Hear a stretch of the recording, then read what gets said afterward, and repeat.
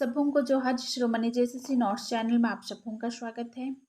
आज हम JSSC Mundari syllabus के साहित्य भाग के कुछ विशेष टॉपिकों को इस वीडियो में लेके आई हूँ। जो सबसे पहले हम इस वीडियो में देखेंगे मुंडा जनजाति का संक्षिप्त परिचय। तो यहाँ पे हम पाते हैं पहला मुंडा जनजाति का संक्षिप्त परिचय। तो थोड़ा सा हम इसका परिचय भी देख लें। मुंडा जनजाति भारत की एक प्राचीनतम जनजाति है। वे भारत में सबसे पहले आकर बस गई थी। भारत में सबसे पहले आने यानी सभी दूसरे जातियों से आगे आने के कारण मुंडा कहलाए। मुंडा मुहुंडरेन या मुनुरेन अर्थात प्रथम निवासी, सबसे पहले, सबसे आगे या मूल निवासी। मुंडा जनजाति की अपनी भाषा होती है, संस्कृति होती है, धर्म, दर्शन, पूजन पद्धति, पर्व त्योहार, नाच गान, राग, सामाजिक, आर्थिक, राजनीतिक, शासन प्रणाली आदि हैं। मुंडा लोग सामान्यतः सरल, सीधे साधे, उदार, आतिथ्य, शांति प्रिय, सच्चे, ईमानदार, अभिलाषी, परिश्रमी, स्वतंत्र आदि होते हैं। तो यहाँ पे हमने क्या देखा? मुंडा जनजाति का संक्षिप्त परिचय। इसी प्रकार मुंडा जनजाति का संक्षिप्त परिचय से संबंधित आगे हम क्वेश्चनों को देखेंगे। पहला क्वेश्चन है, मुंडा जनजाति की क्या पहचान है? उत्तर है, मुंडा जनजाति का मूल आधार सामूहिकता, स्वतंत्रता, समानता, न्याय और भाईचारा होता है। तो उसकी पहचान कैसी होती है? सामूहिकता में रहते हैं, स्वतंत्रता रहते हैं और समानता में रहते हैं और न्याय और भाईचारा में रहते हैं। अगला क्वेश्चन हम देखेंगे, मुंडा जनजाति कैसे जाति है? मुंडा जनजाति अपने आप में स्वतंत्र रहने वाली जाति है। वो किसी के बंधन में नहीं रहने बोलते हैं, लोग क्या है, स्वतंत्र प्रिय होते हैं। थर्ड क्वेश्चन हम देखेंगे, मुंडा जनजाति कैसे स्वभाव की जाति है? उत्तर हम पाते हैं, मुंडा जनजाति एक अत्यंत न्याय प्रिय एवं सत्य प्रिय जाति है।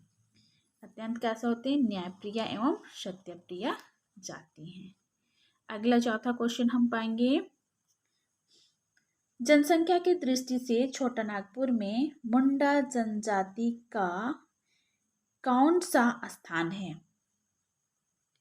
उत्तर में हम पाएंगे, जनसंख्या की दृष्टि से छोटा नागपुर में मुंडा जनजाति तीसरा स्थान में रखती है। अगला क्वेश्चन हम पाएंगे, छोटा नागपुर में मुंडा जनजाति की संख्या कितना प्रतिशत है? उत्तर में हम देखेंगे, सन 2001 ईस्वी की जनगणना के अनुसार छोटा नागपुर में मुंडा जनजाति की संख्या 10,49,769 थी, जो जनसंख्या के अनुपात में 14.8% है। अगला क्वेश्चन हम देखेंगे, छठवां नंबर क्वेश्चन, शिक्षा की दृष्टि में मुंडा जनजाति कितना साक्षर है? उत्तर में हम पाएंगे, सन 2001 की जनगणना के अनुसार मुंडा जनजाति 39.2% साक्षर हैं। कितने परसेंट? 39.2%। अगला 7वां क्वेश्चन हम पाएंगे, मुंडा जनजाति के पुरुषों द्वारा पहने जाने वाली पोशाक को क्या कहा जाता है? उत्तर में हम पाएंगे, मुंडा जनजाति के पुरुषों द्वारा पहने जाने वाली पोशाक को बोतई यानी करिया कहा जाता है। क्या पहन देते हैं मुंडा जनजाति के लोग? बोतई या करिया। आधुनिक युग में पैंट पहनते हैं या जींस पहनते हैं। अगला क्वेश्चन हम देखेंगे, 8वां नंबर क्वेश्चन जो है, मुंडा जनजाति की महिला द्वारा पहने जाने वाली पोशाक को क्या कहा जाता है? उत्तर हम पाते हैं, मुंडा जनजाति की महिलाओं द्वारा पहने जाने वाली पोशाक को पड़िया या लहंगा यानी साड़ी कहा जाता है।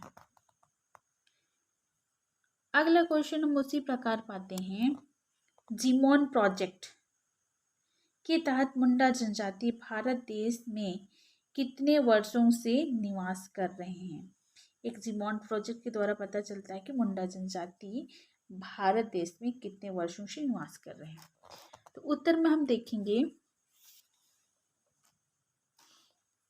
दुनिया के 92 वैज्ञानिकों ने जिमोन प्रोजेक्ट के तरह डीएनए की जांच करते हुए साबित किया है कि मुंडा जनजाति ही भारत के असली निवासी हैं। वे 80,000 साल पहले से ही भारत में रह रहे हैं, जबकि आर्यों का अस्तित्व पिछले मात्र 3500 से 400 वर्षों का है। तो यहाँ पे जिमोन प्रोजेक्ट से पता चलता है कि मुंडा जनजाति कब से यहाँ पे 80,000 साल पहले से भारत में रह रहे हैं, आर्यों से भी पहले। अगला क्वेश्चन हम पाते हैं 10वां नंबर। इसमें हमको मिलता है मुंडा जनजाति का आगमन भारत में कब हुआ। मुंडा जनजाति का आगमन भारत में कब हुआ? तो उत्तर पाएंगे आर्यों के भारत आगमन के हजारों वर्ष पूर्व मुंडा जनजाति का आगमन भारत में हुआ। क्योंकि यहाँ पे हम क्या देख रहे हैं, 80,000 साल पहले से हम उसका आगमन को देख रहे हैं। और आर्य लोग कब आए? 3500 से 4000 वर्षों का में आए वो लोग। ठीक है, अगला क्वेश्चन हम देखेंगे जो हमें मिलता है 11 नंबर क्वेश्चन। आर्यों के भारत आगमन के हजारों वर्ष पूर्व मुंडा जनजाति कहाँ निवास करते थे? आर्यों के भारत आगमन के हजारों वर्ष पूर्व मुंडा जनजाति कहाँ निवास करते थे? तो इसका सही उत्तर हम पाएंगे आर्यों का भारत आगमन के हजारों वर्ष पूर्व अनार्य आदिवासी मुंडा और द्रविड़ सिंध घाटी के नगर सभ्यता संस्कृति यानी सिंधु घाटी में निवास करते थे। कहाँ रहते थे? सिंधु घाटी सभ्यता में। मोहनजोदड़ो और हड़प्पा नाम से जाना जाता था। सिंधु घाटी पहले क्या? मोहनजोदड़ो और हड़प्पा नाम से जाना जाता था। तो अगला क्वेश्चन हम पाते हैं नगर सभ्यता संस्कृति यानी हड़प्पा और मोहनजोदड़ो किसने निर्माण किया था? मुंडा जनजाति के हिसाब से हम इसका उत्तर को हम देखेंगे तब हमें मिलता है पुरातत्ववेताओं के अनुसार यह आधुनिक और सभ्यता का नगर में रहकर समृद्धि तथा सांस्कृतिक आदिवासी मुंडा जनजाति की कलाकृति थी। किसकी कलाकृति थी? हड़प्पा मोहनजोदड़ो मुंडा जाति की। अगला क्वेश्चन हम पाते हैं जो 13 नंबर क्वेश्चन है। उस सुंदर और अनोखा नगर के बारे में विद्वानों का क्या मत है? उत्तर में मिलता है विद्वानों के मतानुसार वह सुंदर और अनोखा नगर जहाँ दूध और मधु बहता था मुंडाओं का बसाया हुआ नगर था। सिंधु घाटी सभ्यता किसका बसाया हुआ नगर था? मुंडाओं का। अगला 14 नंबर हम क्वेश्चन पाते हैं सभ्यता के इस नगर को आदिवासी मुंडा और द्रविड़ों ने क्यों छोड़ दिया? तो इस सुंदर सा जहाँ पे दाग मधु बहता था, दूध और मधु बहता था, उस नगर को आदिवासी मुंडा लोग क्यों छोड़ दिए या द्रविड़ लोग क्यों छोड़ दिए? तो सही जवाब है जब आर्य लोग आए उस आधुनिक और सभ्यता का नगर देखकर उन्होंने भरपूर लूटा खसोटा, उसके स्थान से खदेड़ा तथा उसकी संस्कृति और भाषा का लोप किया। कौन लोग भगाए? वो लोग को आर्य लोग भगाए। लोग को खदेड़ा लूटा जो भी किया और वहां से उसकी संस्कृति को भगा दिया। अगला क्वेश्चन क्या है 15 नंबर हम देखेंगे। इसमें क्या है मुंडा जनजाति के लोग किस कारण से भारत में प्रवेश किया? उत्तर है आर्यों के लूट खसोट के बाद उनको खदेड़ा और वे मूल निवासी अपना सब कुछ छोड़कर भारत की ओर आए। आर्य लोगों को क्या किए? लूटे खदेड़े। तो लोग कहाँ चले आए? मुंडा जनजाति लोग भारत में चले आए। अगला क्वेश्चन हम देखेंगे, इसमें हम क्वेश्चन पाते हैं, मुंडा लोग किधर से होकर छोटा नागपुर यानी वर्तमान झारखंड में प्रवेश किया? तो इसका उत्तर हम देखेंगे, मुंडा एक स्वतंत्र जाति है। वह किसी के अधीन में रहना पसंद नहीं करता, इसीलिए आर्यों की रास्ता स्वीकार नहीं किया और सुरक्षित निवास स्थान की खोज के लिए बुंदेलखंड, विंध्याचल, जबलपुर, होशंगाबाद, उत्तर प्रदेश के आजमगढ़, मंडी होते हुए छोटा नागपुर में आ बसे। तो इस तरह से वो लोग का आगमन का स्थान है। अगला क्वेश्चन हम 17 नंबर हम पाते हैं, इसमें हम लोग को मिलता है, मुंडा जनजाति का आगमन छोटा नागपुर में कब हुआ, यानी वो लोग कब आए। अब यहाँ पे हम पाते हैं उसका उत्तर है, मुंडा जनजाति छोटा नागपुर में कई युगों से बसे यहाँ के मूल निवासी हैं।